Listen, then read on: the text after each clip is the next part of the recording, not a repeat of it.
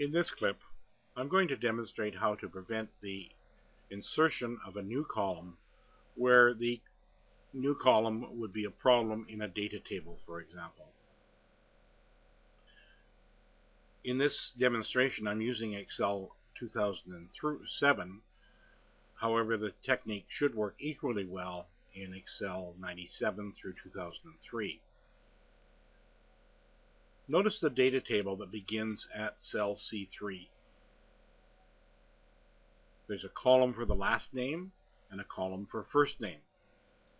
Now, it would not be appropriate, for the sake of this example, to have a new column between last name and first name. So I want to prevent a new column being inserted at column D. I need to identify two cells that will not be used otherwise, that I won't be using otherwise in the worksheet. They could be anywhere in column C or D. I need one in column C and one in column D. And to keep things simple, I'm going to use cells C1 and D1. So I'll select those cells. Now I will enter the formula equal, quote, quote, and finish the formula not with enter, but with shift, control, enter.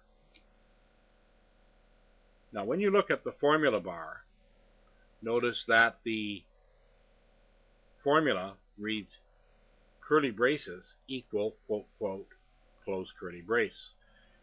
If I look at cell C1, that's the formula in C1, and in D1, that is the formula in D1. So those two cells, by definition now, belong to an array. If I choose to, or try to enter a new column at column D by right-clicking on D and choosing Insert, Excel will display an error message telling me that I cannot change part of an array. So I will click OK to close the dialog. Now that's prevented the insertion of a new column at D. The technique works equally well for more than two columns.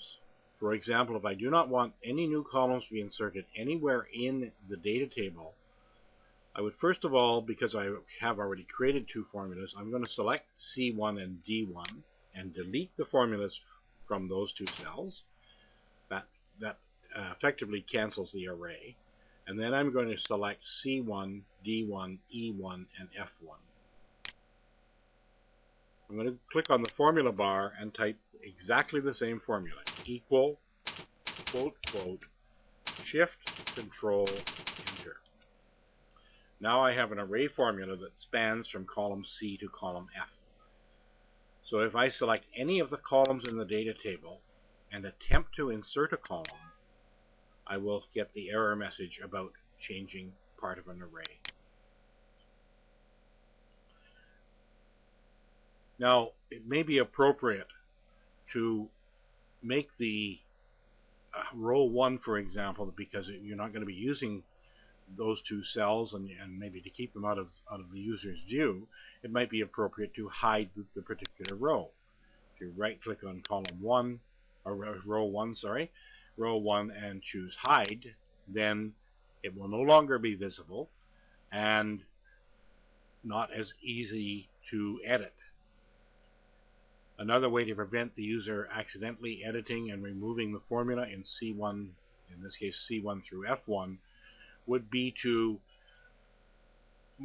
apply worksheet protection. This concludes the demonstration.